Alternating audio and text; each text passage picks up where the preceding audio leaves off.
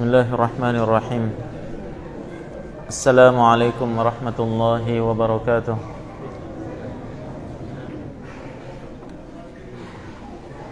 Innal hamdalillah nahmaduhu ta'ala wa nasta'inuhu wa nastaghfiruh wa na'udzu billahi min shururi anfusina wa sayyiati a'malina. Man yahdihillahu fala mudilla lahu wa man yudlil fala hadiya lahu. Wa ashhadu an la ilaha illallah wahdahu la syarika lah. Wa ashhadu anna Muhammadan abduhu wa rasuluhu la nabiyya ba'dah. Allahumma fasalli wa sallim wa barik ala nabiyyina Muhammad wa ala alihi wa ashabihi wa man tabi'ahum bi ihsanin ila yaumil qiyamah. Amma ba'd. Hadirin wal hadirat, al-ikhwah dan akhwat sekalian, jamaah maghrib yang dirahmati oleh Allah Subhanahu wa ta'ala. Alhamdulillah, di malam hari yang berbahagia ini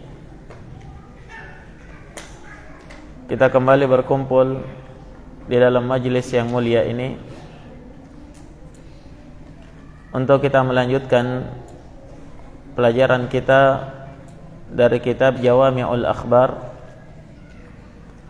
karya Asy-Syaikh Abdurrahman ibn Nasir As-Sa'di rahimahullahu ta'ala, yang mana kita masih berada di dalam pembahasan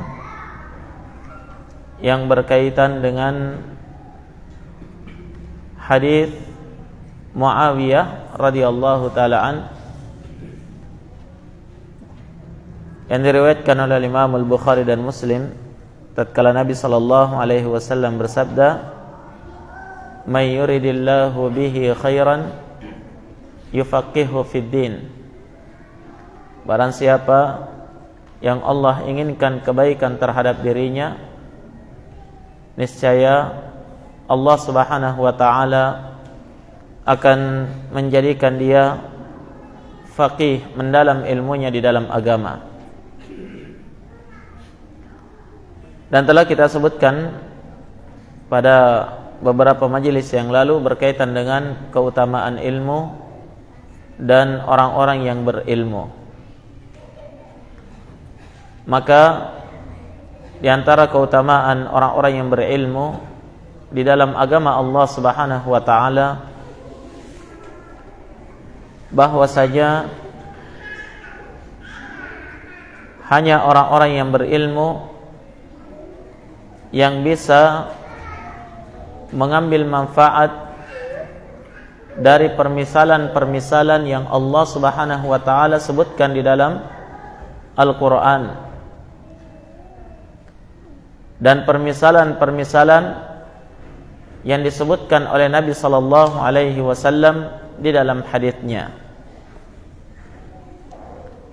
Perkara yang kita maklumi bahwa di antara metode penyampaian Allah dan Rasulnya di dalam Al-Quran dan Sunnah adalah penyampaian dengan menyebutkan beberapa permisalan, percontohan.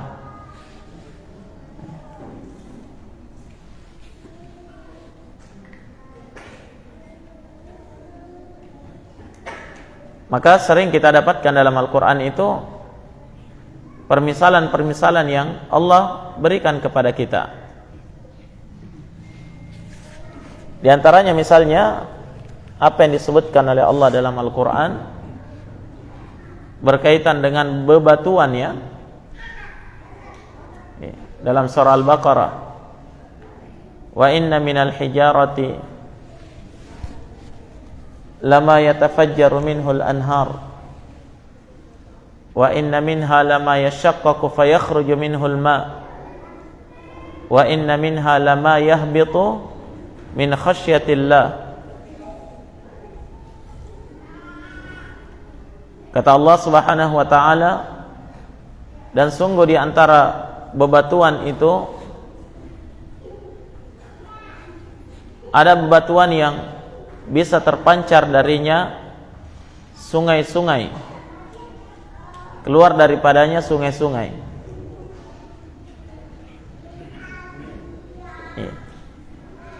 Ada di antara bebatuan yang terbelah kemudian keluar darinya air, dan ada di antara bebatuan yang keluar darinya anak-anak sungai, dan ada di antara bebatuan yang tiba-tiba terjatuh menggelinding ke bawah karena takut kepada Allah Subhanahu wa taala.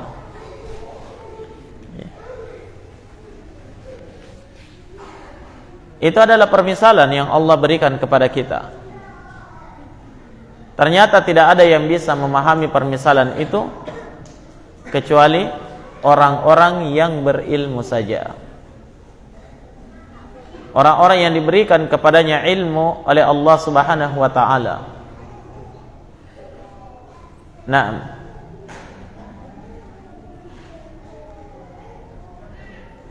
Oleh karena itu Allah Subhanahu wa taala menyebutkan dalam sebuah ayat dalam Al-Qur'an, misalnya wa darabna lakumul amsal, dan kami telah membuat permisalan-permisalan untuk kalian. Yang bisa memahami hanya orang yang memiliki ilmu. Oleh karena itu Allah Subhanahu wa taala berfirman dalam Al-Qur'an, wa tilkal amsalu nadribuha linnas wa ma ya'qiluha illa al-alimun. Dan itulah permisalan-permisalan, percontohan-percontohan yang kami telah buat untuk manusia. Wa ma ya'qiluha, dan tidak ada yang bisa memahami permisalan itu illal alimun, kecuali orang-orang yang alim, yang memiliki ilmu saja. Hanya orang yang berilmu yang bisa memahami hal tersebut. Baik, maka itu adalah keutamaan besar.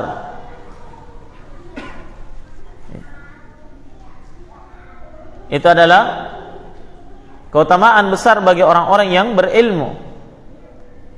Sampai-sampai seorang alim dahulu, sebagaimana disebutkan dalam tafsir Ibnu Katsir, yang bernama Amr ibn Murrah radhiyallahu rahimahullahu taala, apabila beliau membaca suatu ayat atau satu hadits dari Nabi sallallahu alaihi wasallam yang menyebutkan tentang permisalan dan beliau tidak bisa faham,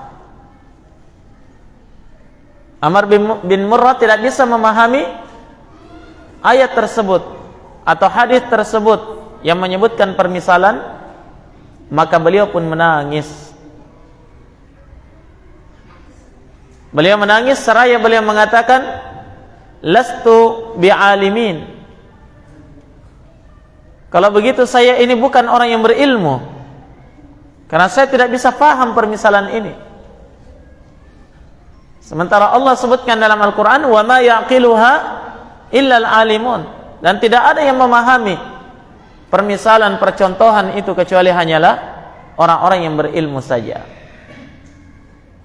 Nah, perhatikan ikhwani fillah, betapa besarnya keutamaan orang-orang yang berilmu. Semakin banyak ilmu yang dia ketahui, yang dia fahami, semakin banyak permisalan Allah yang bisa dia fahami. Naam.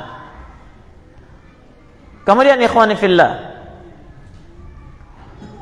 Allah Subhanahu wa taala juga menyebutkan di dalam Al-Qur'an bahwasanya hanya orang-orang yang diberikan ilmu kepadanya yang bisa memiliki hikmah itu. Nah, yang memiliki al-hikmah. Oleh karena itu sebagian ulama kita menyebutkan bahwa di antara makna al-hikmah itu adalah al-ilm. Allah Subhanahu wa taala berfirman dalam Al-Qur'an, yu'til hikmata man yasha wa man yu'tal hikmata faqad utiya khairan katsira. Allah Subhanahu wa taala akan memberikan al-hikmah kepada siapa saja yang dikehendakinya. Di antara mana al-hikmah tadi adalah apa? Al-ilm. Allah berikan al-hikmah, yakni al-ilm, kepada siapa saja yang dikehendaki. Kemudian Allah sebutkan, wa may yu'tal hikmah, siapa yang diberikan al-hikmah, faqad utiya khairan katsira, sungguh dia telah diberikan sesuatu yang sangat banyak oleh Allah. Artinya siapa yang diberikan ilmu kepadanya, dialah orang yang paling beruntung, karena itu adalah pemberian yang terbanyak yang Allah berikan kepada dirinya. Ilmu yang pemberian karunia yang sangat berharga dari Allah adalah ilmu yang bermanfaat yang dimiliki oleh seorang hamba. Nah, karunia inilah yang telah mengalahkan seluruh pemberian dari Allah.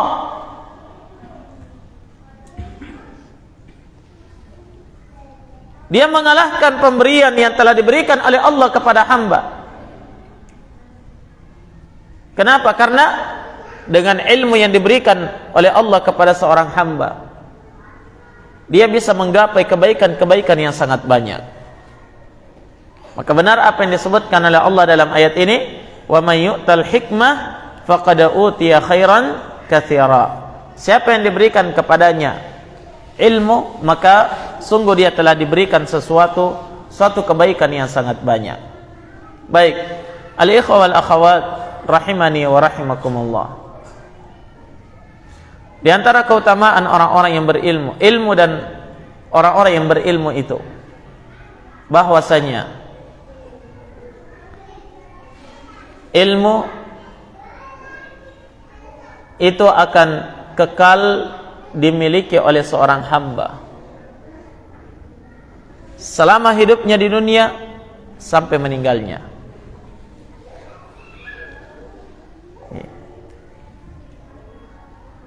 Tidak akan pernah sirna ilmu yang dia miliki itu, kecuali kalau dia melupakannya.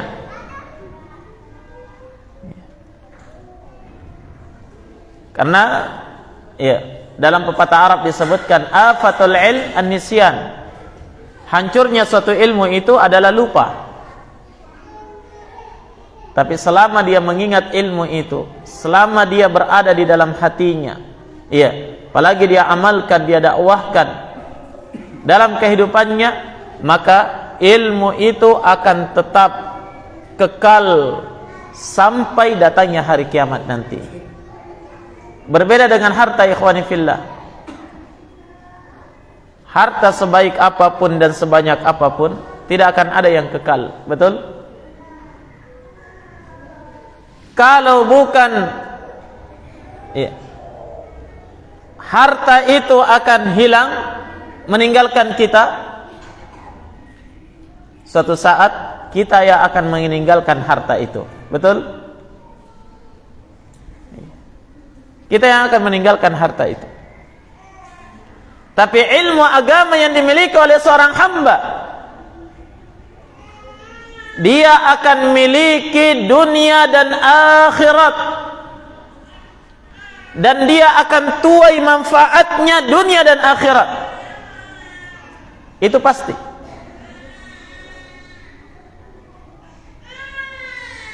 Di dunia ilmu bermanfaat terhadap dirinya kapan?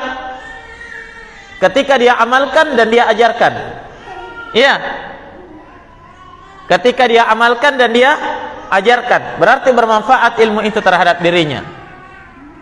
Ketika ilmu agama mampu mencegah dia dari suatu kemungkaran, mampu menyelamatkan dia dari suatu fitnah, dengan ilmu agama dia berbuat, dia beramal. Dengan ilmu agama pula dia tinggalkan suatu amalan, suatu perbuatan. Maka ilmu itu bermanfaat terhadap dirinya di dunia. Di akhirat, lihat hebatnya ilmu. Di akhirat, setelah dia meninggal, di alam kuburnya, perjalanannya menuju ke negeri akhirat, dia akan tetap mendapatkan manfaat ilmu tersebut. Kapan? Semua ilmu yang telah dia ajarkan yang telah berlalu akan terus mengalir pahalanya kepada dia. Ya, akan terus mengalir amalannya kepada dia. Bukankah Nabi sallallahu alaihi wasallam menyebutkan dalam haditsnya, "Idza matal insanu inqata'a 'amaluhu illa min salat." Kalau seorang insan itu telah meninggal, maka terputus seluruh amalannya kecuali 3. Apa itu? Sadaqatin jariyah, sedekah jariyah.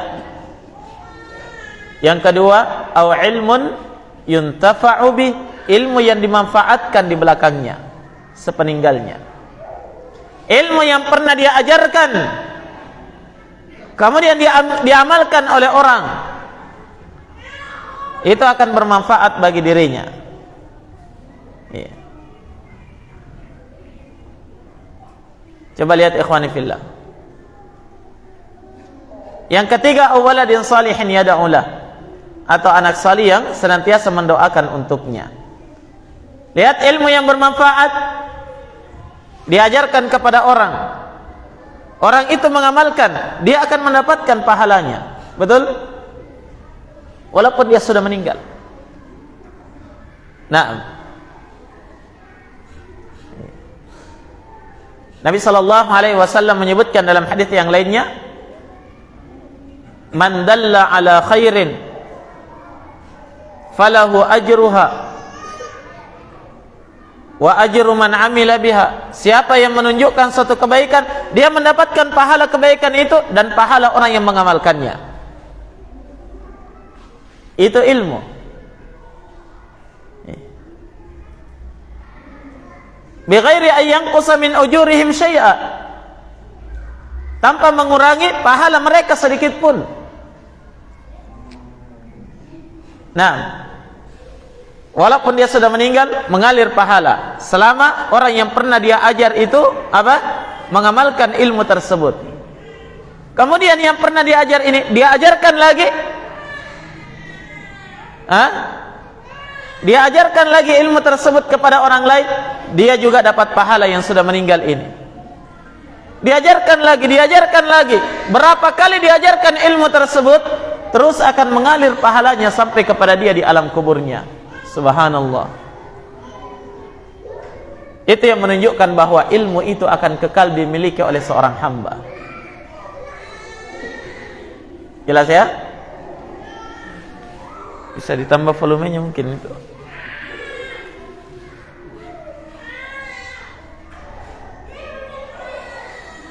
Nah, jadi semakin dia ajarkan, semakin banyak yang mengajarkan, semakin banyak yang mewarisi ilmunya, maka semakin besar pahala, semakin banyak pahala yang dia dapatkan di alam kuburnya nanti. Nah, maka dari itu ikhwani fillah, pelajari ilmu, amalkan dan ajarkan, terutama dalam perkara ilmu agama Allah Subhanahu wa ta'ala. Naam.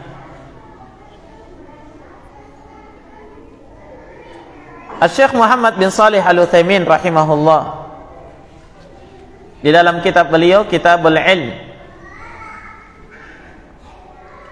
beliau berkata, "Fahada Abu Hurairah radhiyallahu an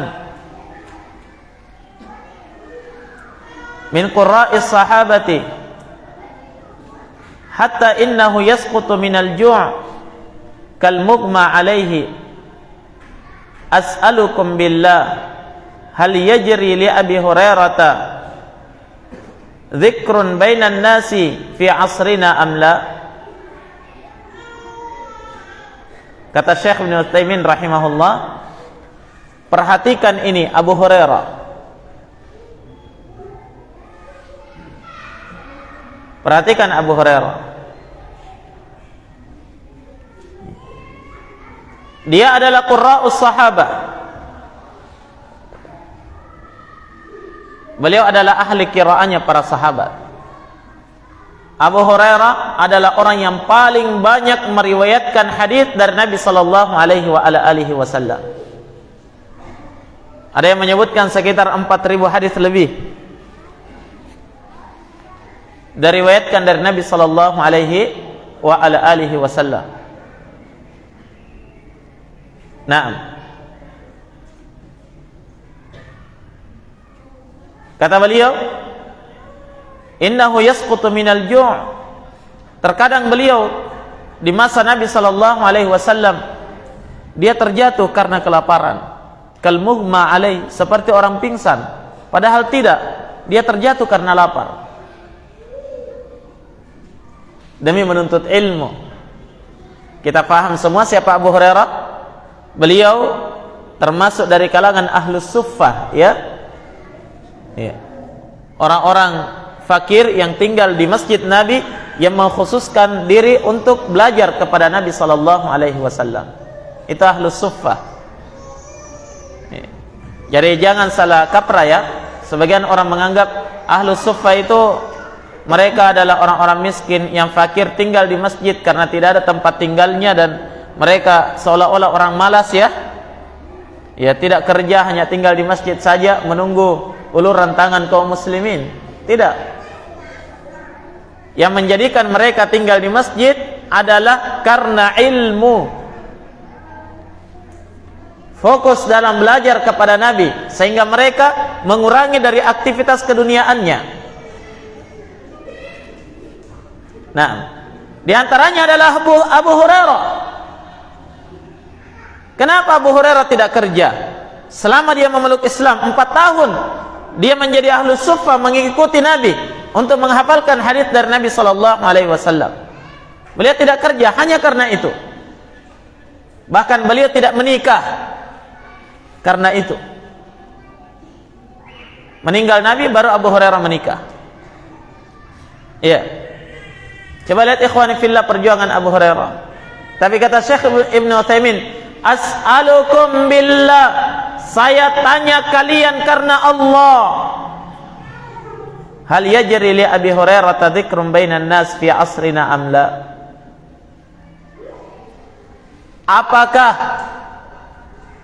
Apakah nama Abu Hurairah masih disebut-sebut di zaman kita ini atau tidak? Masih disebut. Karena apa ikhwan? Karena ilmu yang beliau telah wariskan sepeninggalnya Nabi. Abu Hurairah fokus di dalam menyampaikan hadis dari Nabi sallallahu alaihi wasallam. Dan ingat, tidak satu pun hadis yang diriwayatkan dari lisannya Abu Hurairah disampaikan kepada tabi'in, tabi'un kepada tabi'ut tabi'in, kemudian kepada orang setelahnya sampai kepada kita hari ini, kecuali Abu Hurairah mendapatkan pahala semuanya itu. Sudah berapa tahun? Berapa ratus tahun sudah? Iya. Turun temurun. Semuanya Abu Hurairah mengumpulkan pahalanya. Setiap hadis dari periwayatan beliau dibaca, dihafalkan, diajarkan, diamalkan, semuanya Abu Hurairah dapat bagian di situ.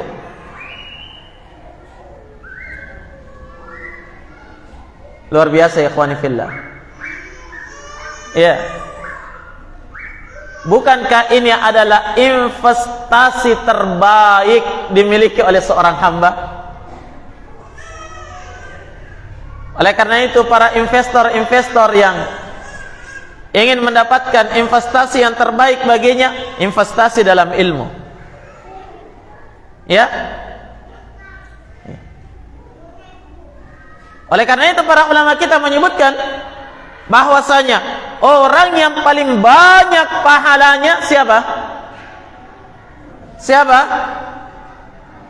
Abu Hurairah? Bukan. Abu Bakar? Bukan. Tapi siapa? Rasulullah sallallahu alaihi wasallam. karena sumber ilmu dari beliau. Sumber ilmu dari Nabi sallallahu alaihi wasallam. Jadi semua ilmu yang pernah beliau sabdakan, Al-Quran yang beliau telah ajarkan dan beliau telah bacakan kepada manusia, turun-temurun sampai sekarang masih tetap diamalkan dan dipelajari, itu pahalanya akan mengalir kepada Rasul sallallahu alaihi wa ala alihi wasallam. Adakah kita tertarik mengambil bagian di dalamnya jamaah sekalian? Walaupun hanya sedikit. Adakah di antara kita orang-orang yang tertarik mengambil bagian dalam investasi yang sangat hebat ini? Ini membuktikan bahwasanya apa? Ilmu akan dimiliki manfaatnya oleh seorang hamba walaupun dia sudah meninggal. Bahkan jamaah sekalian, seandainya pun dia tidak mengajarkan ilmu itu, tapi dia mengambil bagian daripada ilmu itu, apakah dengan hartanya, atau dengan tenaganya, atau dengan fikirannya, sehingga bisa tersebar ilmu tersebut, semua orang yang merasakan manfaat dari tersebarnya ilmu itu akan dia dapatkan pahala dari mereka. Ya, seorang penuntut ilmu misalnya, ya, seorang penuntut ilmu, pernah kita bersedekah kepadanya, pernah kita membantu dia di dalam menuntut ilmu. Naam, yang dengan sebab sedekah itu atau bantuan kita itu, dia bisa mempelajari ilmu dengan baik, yang pada akhirnya nanti dia akan mengamalkan ilmu itu, yang pada akhirnya nanti dia akan ajarkan ilmu tersebut, maka orang yang berinfak ini juga terus akan mendapatkan pahala di balik infaknya di dalam menyebarkan ilmu agama Allah Subhanahu wa taala. Ya. Dari sini jamaah sekalian kita dapat melihat kira-kira, ya, kita berinvestasi di dalam pembangunan rumah ibadah misalnya, dengan berinvestasi di dalam membantu para penuntut ilmu. Kira-kira yang mana yang lebih besar? Nah, tentunya keduanya itu sama-sama besar, iya kan? Iya, sama-sama besar pahalanya. Tapi lihat, bangunan yang kita bangun suatu saat akan roboh.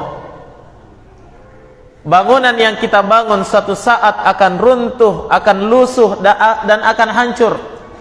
Sementara ilmu yang diajarkan itu tidak akan pernah runtuh, tidak pernah hancur. Selama terus diajarkan, maka ilmu itu, manfaat ilmu itu akan terus kita rasakan walaupun tulang belulang kita telah hancur di alam kubur.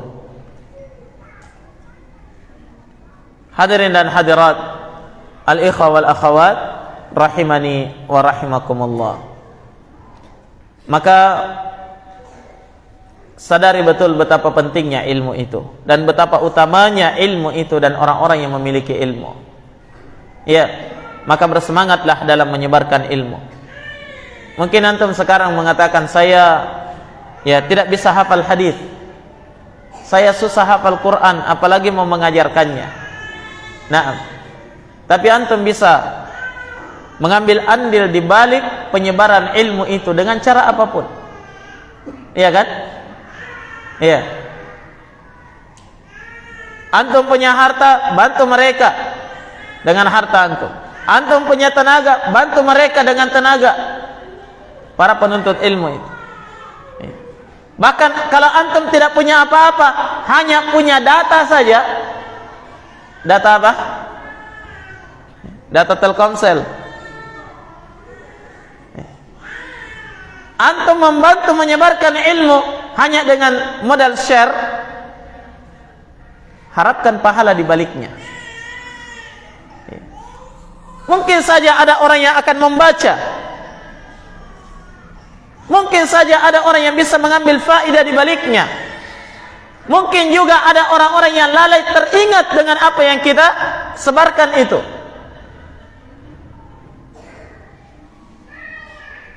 Dan tidak menutup kemungkinan ada orang-orang yang akan mendapatkan hidayah dari apa yang telah kita bagikan. Hanya dengan modal data Telkomsel atau yang lainnya. Sehingga ikhwani fillah, setiap kita bisa mengambil andil di dalam ilmu dan bisa kita berinvestasi di dalamnya, dan akan kita tuai hasilnya di hadapan Allah Subhanahu wa ta'ala. Tayyib. Hadirin dan hadirat, al-ikhwah dan akhwat sekalian yang dirahmati oleh Allah Subhanahu wa ta'ala. Kemudian di antara keutamaan ilmu dan orang-orang yang berilmu adalah bahwasanya orang-orang yang berilmu itu hanya orang-orang yang berilmu yang bisa mengetahui, yang bisa mendeteksi suatu fitnah ketika dia datang. Sebelum datangnya, sebelum terjadinya fitnah itu, orang yang berilmu sudah bisa mendeteksi ini fitnah. Kalau orang-orang jahil bagaimana? Orang jahil ketika datang fitnah mereka tidak bisa mendeteksi. Nanti mereka tahu, oh ternyata ini fitnah. Kapan? Ketika fitnah itu sudah berlalu, sudah lewat, baru dia sadar, oh ternyata ini kemarin ini benar-benar fitnah dari Allah, ujian dari Allah. Tapi kalau orang yang beriman langsung faham, ya, sebelum terjadinya atau sementara muncul, mereka sudah tahu ini adalah fitnah, sehingga dia bisa menghindarkan dirinya dari fitnah tersebut, tidak terjerumus di dalamnya. Bisa difahami, ikhwan? Iya. Maka ilmu itu adalah penyelamat bagi diri seorang hamba dari berbagai macam fitnah-fitnah yang melanda di dalam kehidupan dunia ini. Kenapa bisa mereka tahu? Dengan ilmu. Dengan ilmu. Bukan dengan ilmu laduni, ya. Bukan dengan ilmu tebak-tebakan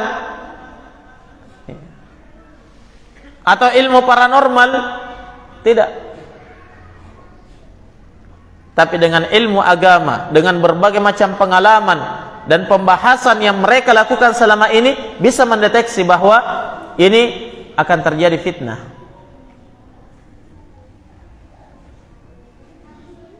Coba perhatikan dalam kisah Qarun.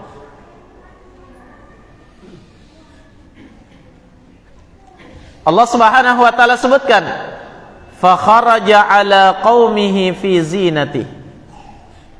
Qarun ketika itu keluar di tengah-tengah kaumnya, membawa, memperlihatkan, memamerkan perhiasan-perhiasannya dan harta bendanya yang sangat banyak. Yang disebutkan pada ayat sebelumnya bahwa harta bendanya itu kuncinya saja harus diangkat oleh beberapa orang yang kuat. Ya. Bukan kunci raksasa sehingga tidak bisa diangkat, tidak ya. Tapi karena jumlah kunci-kunci perbendaharaan harta itu yang sangat banyak, ya, tidak bisa diangkat kalau satu orang kuat saja, tidak. Harus beberapa orang kuat yang angkat. Suatu ketika Qarun, dia keluarkan, dia pamerkan harta benda yang banyak ini. Coba lihat. Ini adalah fitnah. Tapi perhatikan orang-orang jahil, dia tidak sadar kalau ini adalah fitnah. Fitnah harta. Kata Allah, qala alladziina yuriduna al-hayata ad-dunya ya laita lana mithla ma utiya Qarun innahu ladzu hazzin 'adzim. Maka ketika itu berkatalah orang-orang yang menginginkan kehidupan dunia, yang tertipu dengan kehidupan dunia, ini orang jahil. Apa yang dia katakan? Ya laitalana, duhai seandainya kami juga diberikan perbendaharaan harta seperti yang dimiliki oleh Qarun. Sungguh dia mendapatkan kenikmatan yang sangat besar. Coba lihat, tertipu dengan apa yang dimiliki oleh Qarun. Iya. Ketika Qarun sudah mulai memamerkan harta bendanya, orang-orang mengatakan, "Wah, enaknya itu. Seandainya saya juga bisa seperti itu." Apa saja yang diinginkan pasti bisa dibeli. Iya. Iya. Jangankan benda-benda di dunia ini bisa dibeli, pangkat dan jabatan saja bisa dibeli. Kalau orang punya harta, kan begitu ya?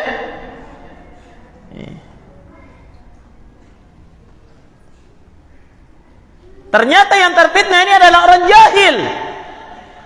Coba lihat bagaimana sikapnya orang yang berilmu. Allah sebutkan pada ayat setelahnya, wa qala alladhina utul ilma wailakum thawabullahi khairul liman amana wa amila salihah wa la yulaqaha illa sabirun. Maka berkatalah orang-orang yang diberikan ilmu oleh Allah kepadanya, wailakum, celaka kalian. Coba lihat, langsung paham ini fitnah, ini ujian dari Allah ini. Celaka kalian, thawabullah, pahala yang dipersiapkan oleh Allah untuk kalian itu lebih baik bagi orang-orang yang beriman dan beramal salih. Keimanan dan amal salih itu jauh lebih penting dan jauh lebih berharga daripada seluruh apa yang dimiliki oleh Qarun itu. Tapi katanya, wala yulaqaha illa sabirun. Tidak ada yang bisa memahami hal tersebut, tidak ada yang bisa memiliki hal tersebut, keimanan dan amal salih ini, kecuali orang-orang yang bersabar saja. Setelah itu apa yang terjadi, ikhwan? Ketika Allah mendatangkan kemurkaannya kepada Qarun, ini beberapa lama setelah itu ya, banyak orang yang terfitnah, banyak orang yang menjadi penjilat kepada si Qarun, banyak yang sudah benar-benar menginginkan seperti apa yang diinginkan yang dimiliki oleh Qarun. Beberapa lama kemudian Allah mendatangkan azabnya kepada Qarun. Fa khasafna bihi wa bidarihil ard. Kata Allah, kami tenggelamkan Qarun dan seluruh apa yang dia miliki ke dalam bumi. Fitnah sudah berlalu, ya. Ujian sudah berlalu. Qarun dan hartanya ditenggelamkan ke bumi. Coba lihat, apa kata orang-orang bodoh tadi ini? Apa perkataan orang bodoh ini? Barulah mereka mengatakan, duhai, ternyata itu adalah apa? Ujian yang Allah berikan kepada kita.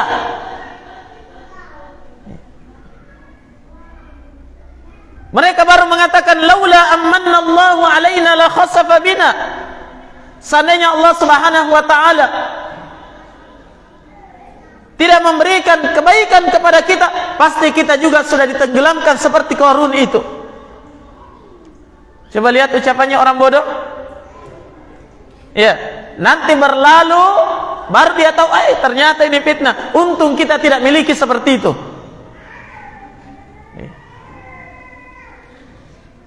Wa ka'annahu la yuflihudz zalimun. Baru mereka mengatakan, duhai, benar-benar tidak akan beruntung orang-orang yang zalim itu. Maka ini pelajaran besar bagi kita jemaah sekalian. Ya, pelajaran besar.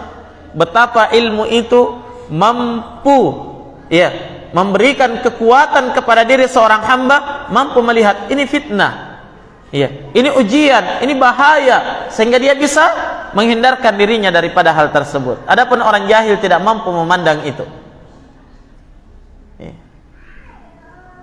Terlarut dan terlarut pada setiap gelombang fitnah yang datang. Kalau ada orang yang kumpul-kumpul di depan kantor DPR, wah, ikut-ikut juga. Ketika orang kumpul-kumpul di Monas sana, woi, paling semangat juga dia takbir.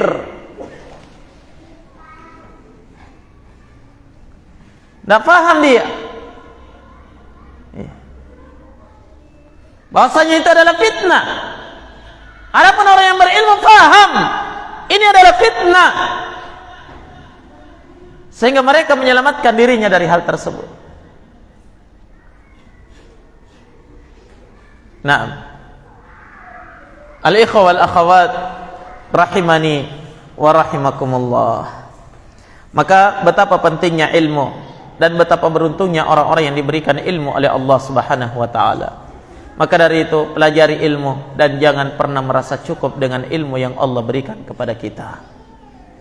Karena merasa cukup dengan ilmu yang dimiliki oleh seorang hamba, artinya itu adalah tanda kebodohannya. Jelas? Ketika seorang hamba merasa cukup dengan ilmu yang Allah berikan kepadanya, itu pertanda kebodohannya. Kenapa? Nabi sallallahu alaihi wa ala alihi wasallam menyebutkan dalam sebuah haditsnya yang sahih bahwasanya ada dua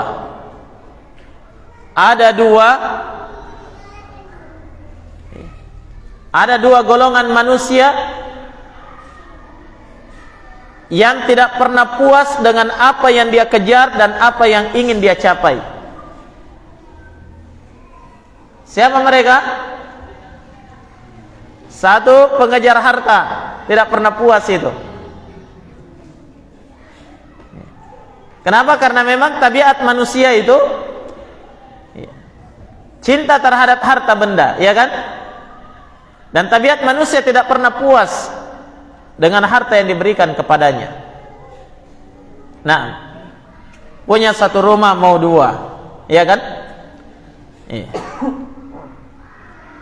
Kalau dia diberikan rezeki oleh Allah berupa sepeda, pasti maunya apa? Motor. Kalau sudah ada motornya, walaupun motor butut, maunya NMAX. Kalau sudah punya, apa lagi? Harus ada mobil. Sudah ada mobil, gimana?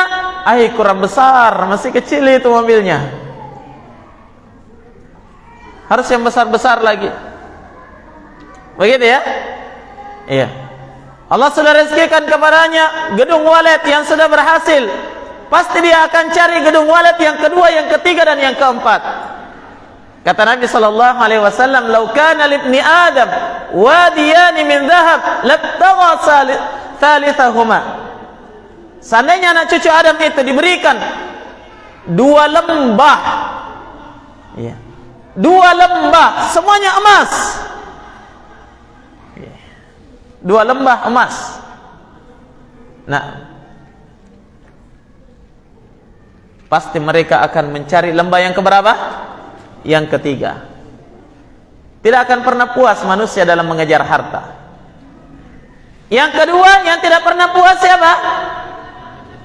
Para penuntut ilmu, para pengejar ilmu, itu tidak akan pernah puas. Semakin dia belajar, semakin merasa bodoh. Semakin dia belajar, semakin tahu dirinya betapa bodohnya saya dulu, betapa jahilnya saya, sehingga dia tidak pernah puas dengan ilmu yang dia miliki. Oleh karena itu, siapa yang merasa puas dengan ilmu yang dia miliki saat ini, artinya dia adalah orang yang jahil.